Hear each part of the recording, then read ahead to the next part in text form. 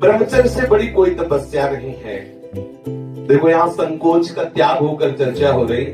आप असत आचरण करने में संकोच करें, लेकिन असत आचरणों से कैसे बचा जाता है उन युक्तियों में संकोच मत मांगे। महादेव जी कहते हैं ब्रह्मचर्य अर्थात वीर्य धारण करना महान उत्कृष्ट तप है, भगवत प्रसन्नता का प्रधान हेतु है। इससे बढ़कर कोई तपश्चर्या तीनों लोकों में प्रसिद्ध नहीं है। जो ऊर्ध्वरेता अखंड ब्रह्मचारी है वो पुरुष नहीं, वो साक्षात भगवत स्वरूप महादेव है। इस मार्ग में कोई किसी भी संप्रदाय का हो, किसी भी परंपरा का हो, ब्रह्मचर्य की विशेष आवश्यकता है। जब तक आपके जीवन में ब्रह्मचर्य का संयम नहीं होगा तब तक आपको भगवदानंद की प्राप्ति हो नहीं सकती।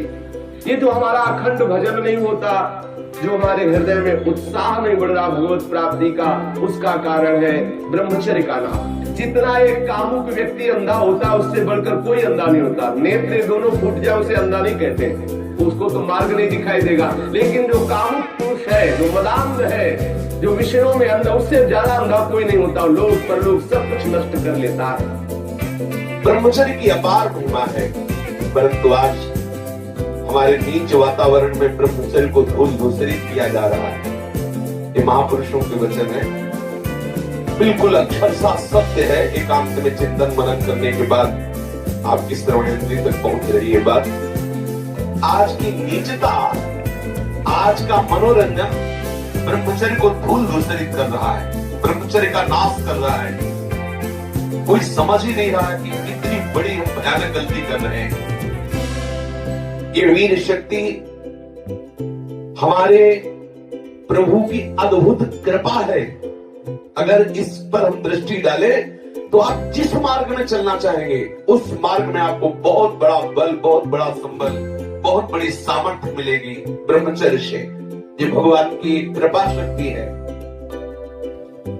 जो इसका पतन करते हैं निसंदेह वो किसी योग्य नहीं रह जाते। ब्रह्मचर्य का ह्रास जीवन का नाश अर्थात मृत्यु, संपूर्णतया सत्यनाश, सर्वनाश, मृत्यु, ब्रह्मचर्य नाश, सुख का नाश, आरोग्य का नाश, देश का नाश, विद्या का नाश, बल का नाश, सामर्थ्य का नाश, स्वातंत्र का नाश, धर्म का नाश, भजन का नाश ब्रह्मचर्य के नाश पर है। यदि आपने ब्रह्मचर्य नष्ट कर दिया तो आप किसी काम के नहीं रहेंगे। आधार स्तंभ टूट गया तो चाहे जितना सुंदर भवन हो नष्ट हो ही जाता है। धर्मनाश होने से संपूर्णतया नाश माना जाता है। जिसका ब्रह्मचर्य नाश है वो कभी भी धर्म से युक्त नहीं रह सकता। हमारे स्वास्थ्य की संपूर्णतया वृत्तियों को बिगाड़ देने वाली एक चेष्टा है। मरणम बिंदु पातेन जीवनम बिंदु धारणा। ये भगवान शंकर का अमिट सिद्धांत है कि जो वीर के साथ खिलवाड़ करता है वो साक्षात मृत्यु का वर्ण कर रहा है। जो वीर को रोकता है, धारण करता है, वो अमर है, वो भगवत स्वरूप हो जाता है। ब्रह्मचर्य ही जीवन है और ब्रह्मचर्य का नाश ही महान मृत्यु है। ब्रह्मचर्य ही स्वस्थता है, ब्रह्मचर्य का नाश ही महान रोगों का निमंत्रण है। जो अपनी इस जीवन शक्ति, वीर शक्ति को नष्ट करते हैं उनका लक्षण है वो चिड़चिड़े स्वभाव हो जाते हैं, थोड़ी सी बात में बहुत गर्म हो जाते हैं, दूसरों को अशांत बना देते हैं, खुद अशांत बने रहते हैं, थोड़ी थोड़ी बात में बहुत बड़े अपवित्र कार्य कर बैठते हैं। जिन्हें ब्रह्मचर्य व्रत रखने की बात जिनके जीवन में आए वो महाक्रोधी हो जाते हैं, ईर्ष्यालु हो जाते हैं, पापात्मा बन जाते हैं और घोर विषयों के गुलाम बन जाते हैं। जैसे जैसे उनकी जीवनी शक्ति नष्ट होती वैसे वैसे उनको लगता है कि विषय में सुख और है, इससे नहीं तो इससे, ऐसी वासना बढ़कर के उनकी महादुर्गति हो जाती है। यदि आप अपनी इंद्रियों को नियंत्रित नहीं किए, आपने अपने को संयम में नहीं रखा तो सबसे बड़ी मूर्खता कर रहे हो। आप ठगे गए, अपने आप से आप ठगे गए। सावधान, जिसने अपनी इस जीवनी शक्ति का अपव्यय कर दिया उसका जीवन नष्ट हो जाता है, कुछ भी करने लायक नहीं रहता। वो केवल एक नाटक होता रहता है, अंदर अंदर उसको वही चिंतन चलता रहता है उसी विषय सुख का। और अवसर आने पर ना प्रगट में अवसर आया तो चिंतन मात्र से। देखो इस शरीर में कहीं भी वीर की शक्ति की थैली नहीं है, जैसे पित्त की थैली, ऐसे ऐसे अलग अलग ऐसे कहीं भी कोई कोष नहीं है। कोई ऐसा शरीर में स्थान नहीं है जहां से आज भी डॉक्टर ऑपरेशन करके निकाल सके कि देखो ये वीर शक्ति का स्थान है। हर नस नाड़ी में वो व्याप्त शक्ति है। जब आप मन से संकल्प करते हैं उसी समय वो पूरे शरीर से संचित होकर एकत्रित हो जाती है। उस एकत्रित होने वाली नाड़ी का नाम है मनोवाप। और जिस समय आपने कामता पूर्वक संकल्प, आगे वर्णन आएगा, संकल्प किया उसी समय आप बेकार हो गए। वो भले किसी कारण से बाद में वो शक्ति नष्ट हो, लेकिन बेकार आप उसी समय से हो गए। इसलिए सावधानी पूर्वक गंदे क्रियाएं, गंदे लोगों का संग और गंदे विचारों को अपने अधीन किया जाए। ब्रह्मचर्य के अभाव में हृदय सूखने लगता है। भगवत प्राप्ति की क्या, संसार की उन्नति की भी भावना नहीं रह जाती। लोग परलोक सब उजड़ा हुआ नजर आता है। जो ब्रह्मचर्य छीण करता है उसकी स्मृति का नाश हो जाता है, नेत्रों में कम दिखाई देने लगता है और लघुशंका के साथ वीर शक्ति का स्खलन होने लगता है। वो जान नहीं पाता, उसकी जीवनी शक्ति नष्ट होने लगती है। वो बिना किसी कारण अशांत बना रहता है। लाखों चिंताएं उसके मन में डुलने लगती है। वो दुर्बल होने लगता है। बड़ा निद्रा का वो वशीभूत हो जाता है।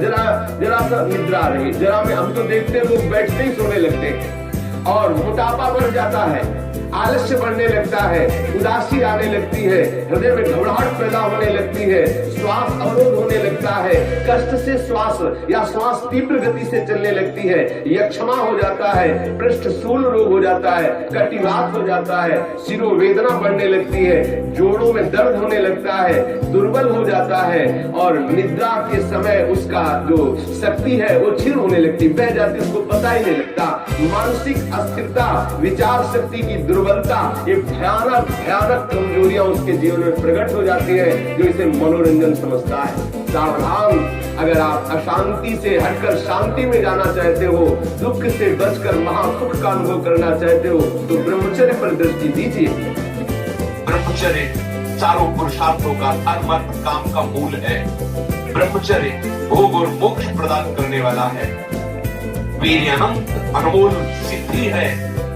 इसी वीर के बल से जिस देवता को चाहो तुम अधीन कर सकते हो, उसके नाश से तुम पूर्ण पतित नीच बन सकते हो। बिना ब्रह्मचर्य धारण किए हुए कोई पुरुष कदापि किसी भी श्रेष्ठ पद का अधिकार नहीं प्राप्त कर सकता। वीर भ्रष्ट पुरुष कदापि पवित्र नहीं, कदापि धर्मात्मा नहीं, कदापि महात्मा नहीं हो सकता। वो दंभ और पाखंड भले कर ले। बिना ब्रह्मचर्य के प्रत्यक्ष इंद्र भी तुच्छ है, पद दलित है। साधारण मनुष्यों की तो बात है क्या, परमार्थ के पथ पर या व्यवहार के पथ पर जिधर भी तुम जाना चाहते हो, अति आवश्यक है ब्रह्मचर्य। समस्त विद्याओं की सूक्ष्म रहस्य को प्रकाशित करने वाला ब्रह्मचर्य, समस्त वैभवों की सिद्धियों को प्रकाशित करने वाला ब्रह्मचर्य, समस्त सौभाग्य का उदय करने वाला ब्रह्मचर्य। ब्रह्मचर्य सर्वश्रेष्ठ मंत्र है, ब्रह्मचर्य सर्वश्रेष्ठ तपस्या है, ब्रह्मचर्य सर्वश्रेष्ठ बल है, स्वतंत्रता है, महान उन्नति है। ब्रह्मचर्य ही हमारी संपूर्ण सिद्धियों का एकमात्र बीज है, रहस्य है। जो साधक या जो गृहस्थ 20 वर्ष अगर गृहस्थ में जाना है तो 20 वर्ष तक किसी भी स्थिति में ब्रह्मचर्य नष्ट नहीं होना चाहिए। यदि ब्रह्मचर्य नष्ट करते हैं तो वो गृहस्थी के योग्य नहीं रह जाते। उनके घर में भ्रष्टाचार होता है, संतानें भी होती है तो वही होती है जो किसी योग्य नहीं रहते। शास्त्र के सिद्धांत से चलने वाले उपासक को, अर्थात भगवत प्राप्ति के मार्ग में चलने वाले उपासक को चाहिए, अगर वो गृहस्थ है तो जब ब्याह हो उसी के बाद शास्त्र मर्यादा से ब्रह्मचर्य खंडित करे, ये उसका उपासना का स्वरूप ही माना जाएगा। लेकिन यदि वैरागी है, भगवत मार्ग का पथिक है, तो अष्ट मैथुनों से बचे। गृहस्थ हो तो उचित संतानोत्पत्ति के लिए भगवत प्रार्थना से युक्त होकर, हे करुणा निधान, मैं आपकी आज्ञा का पालन करने के लिए अपने ब्रह्मचर्य को क्षीण करता हूँ। आपकी कृपा प्रसाद से मैं आपकी प्राप्ति के लिए गृहस्थ धर्म रूपी पूजा आपको स्वीकार करने के लिए प्रार्थना करता हूँ। प्रभु, ये पूजा है, आप स्वीकार कीजिए। वो गृहस्थ धन्य है जो ब्रह्मचर्य पूर्वक संतानोत्पत्ति की क्रिया करके भगवान की आराधना करता है।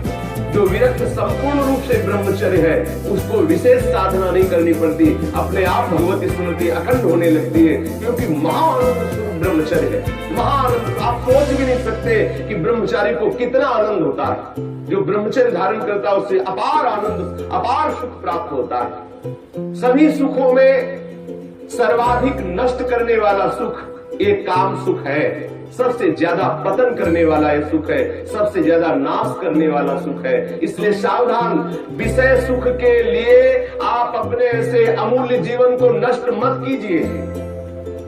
पहले जो गृहस्थ जन होते थे ब्रह्मचर्य, 25 वर्ष तक तो सब कोई ब्रह्मचर्य रहता था, चाहे वो गृहस्थ हो, चाहे वो विरक्त में जाना हो, चाहे वो जिस मार्ग में जाना हो। 25 वर्ष तक तो सबकी नींव ब्रह्मचर्य से युक्त होती है। अब 25 वर्ष तक तो हजारों दुर्गति हो जाती है, क्योंकि ऐसे ऐसे साधन चल चुके हैं, ऐसा कुसंग हो चुका है, वो दृश्य देख देख करके उनकी भावनाएं दूषित हो गई, वो अपने को नष्ट कर लेते हैं। फिर क्या रह गया जीवन? ये अमूल्य मनुष्य जीवन किस काम का रह गया?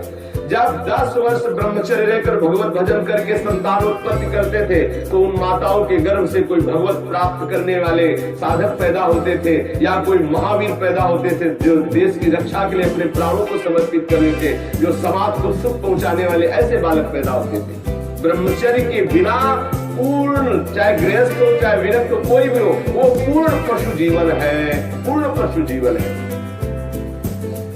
सांसारिक व्यक्ति बनकर के मत अपने जीवन को नष्ट करो। आप अपने हाथों से अपना नाश कर रहे हो। ध्यान रखो, ये गलती जो तुम कर रहे हो ये आपको दोबारा मनुष्य जीवन मिलने वाला नहीं है। ऐसी गलती करके तुम्हें बहुत पछताना पड़ेगा। बोले मौज मस्ती, लोग काहे की मौज मस्ती? धर्म मर्यादा का नाश करके, गुरुजनों की बनाई हुई शास्त्र मर्यादा का नाश करके तुम सुख प्राप्त कर सकते हो। कुछ समय मिला, कर लो जो करना है। ऐसे भयानक रोग पैदा होंगे कि मरोगे, कोई पानी देने वाला नहीं मिलेगा। ये सब नाटक भूल जाएगा। इसलिए शास्त्र और गुरु की बनाई हुई मर्यादा के अनुसार चलो, तो ही संसार में भी तुम सुख का अनुभव, जहाँ नहीं है सुख वहां भी अनुभव कर सकते हो, यदि शास्त्र और गुरु की मर्यादा से युक्त रहोगे, उनके बनाए हुए विधान के अनुसार चलोगे। ये जो आजकल सब चल रहा है ना, ये बहुत हानिकारक है। जिसके जीवन में छोड़ दो, जो जिनका ब्याह हो गया वो अपने पति को छोड़ करके दूसरे पतियों के पुरुषों की तरफ कामुक दृष्टि से देखती है, जानते हो उनकी क्या दुर्गति होती है? पति वंचक परपति रति करई, रो रो नरक कल्प सत परई। वो विधवा होए पाए तरुणाई, अगला जन्म होगा और वैधव्य को प्राप्त हो जाएगी। जो पुरुष अपनी पत्नी का त्याग करके पर स्त्री से गमन करता है तो नरक में जाकर के उसको तपाए हुए लोहे की लाल लाल ऐसे स्त्री आकृति से उसे हजारों वर्षों तक चिपकाया जाता है, जलता रहता, वहां मरना तो है नहीं। ऐसा मत सोचो कोई देख नहीं रहा। जैसी थरिवंश नरक गति दुर्भर यम द्वारे कटियत नख छीके, वहाँ ऐसा हिसाब है कि कहाँ छीका, किस लिए छीका, और आपकी नाक काट दी जाएगी। मतलब वहाँ उंगली उठाने पर आपको दंड है, किस लिए उठाया, किसको उठाया, किस कारण से उठाया, किस समय में उठाया, एक एक वस्तु का हिसाब है। आप समझते मुझे कौन देख रहा है, क्या जान रहा है, मौज मस्ती ले लो। कुछ समय दिया गया आपको, ये मनुष्य जीवन कुछ समय दिया गया। आप चाहे जो कर लो, चाहे जितना दुराचार कर लो या सदाचार करके श्री कृष्ण को रिझा लो, या दुराचार करके नरक की यात्रा कर लो। बहुत सावधान। यहाँ वर्णन कर रहे हैं महापुरुष जन कि जो जीवन में ब्रह्मचर्य शक्ति है, जिसे शुक्र कहते हैं, जिसे वीर शक्ति कहते हैं, इसका जो नाश करता है वो भयानक रोगों से ग्रसित हो जाता है। इसका एक नियम है, गृहस्थ धर्म का नियम है।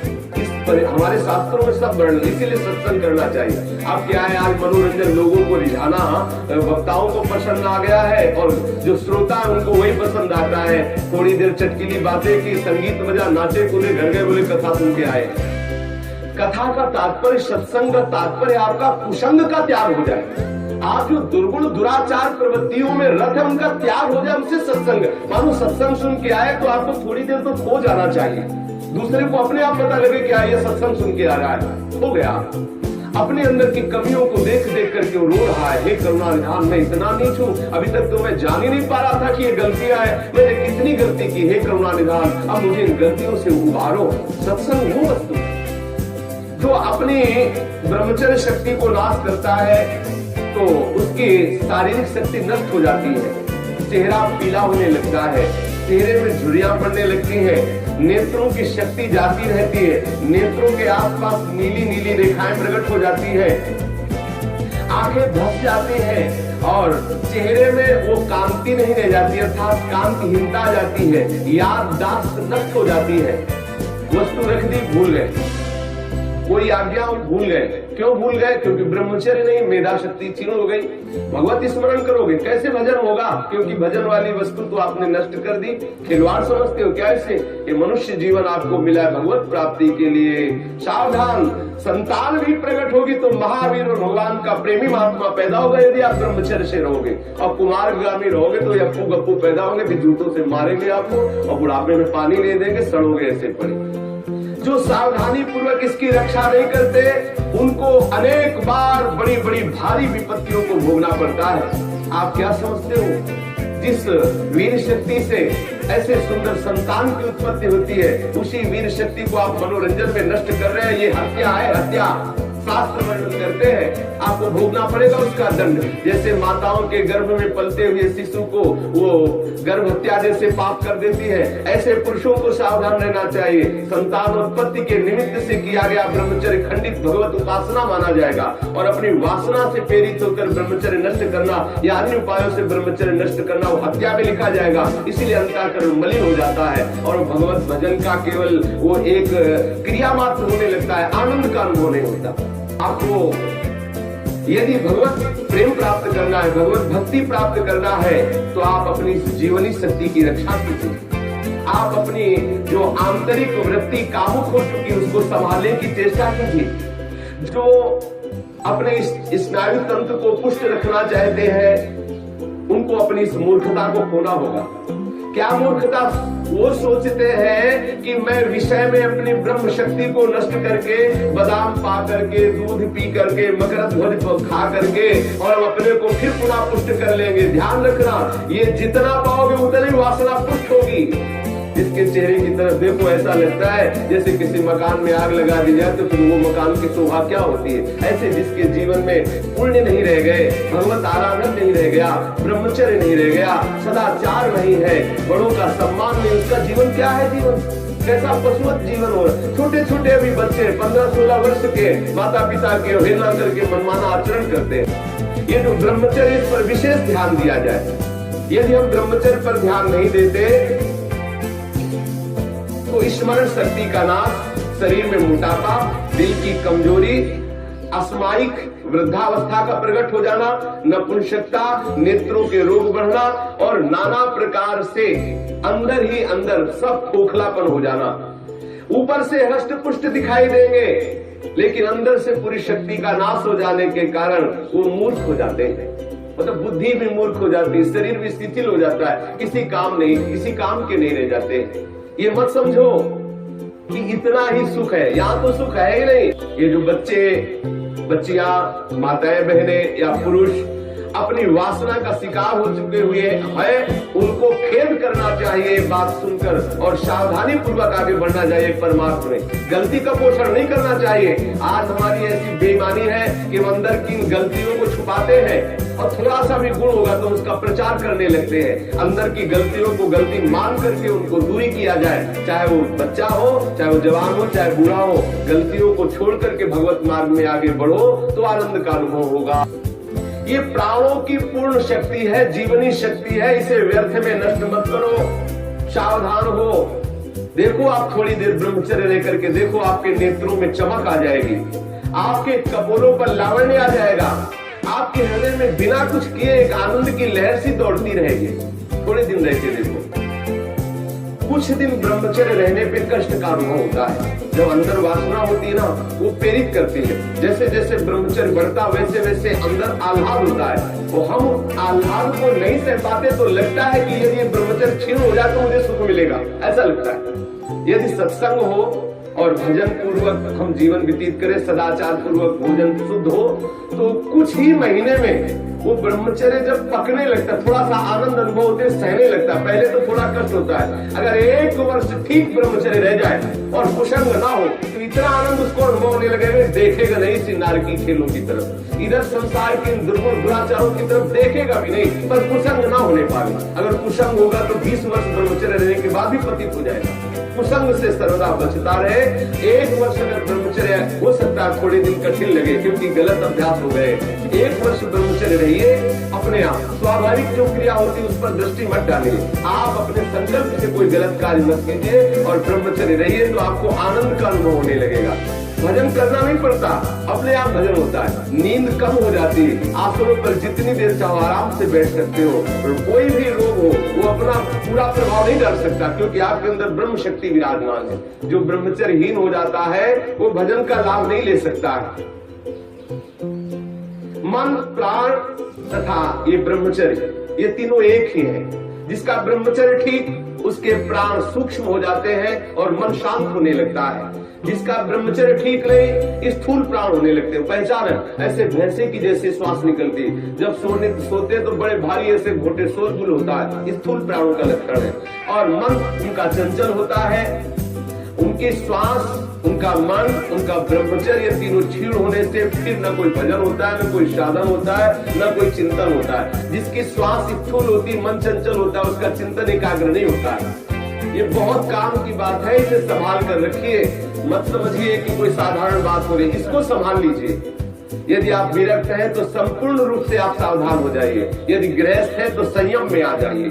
एक पत्नी व्रत धारण करते हुए, संतानोत्पत्ति की भगवत पूजा का भाव रखते हुए ही गृहस्थ धर्म में ब्रह्मचर्य को खंडित कीजिए, अन्यथा ब्रह्मचर्य को धारण कीजिए। सावधान रहिए।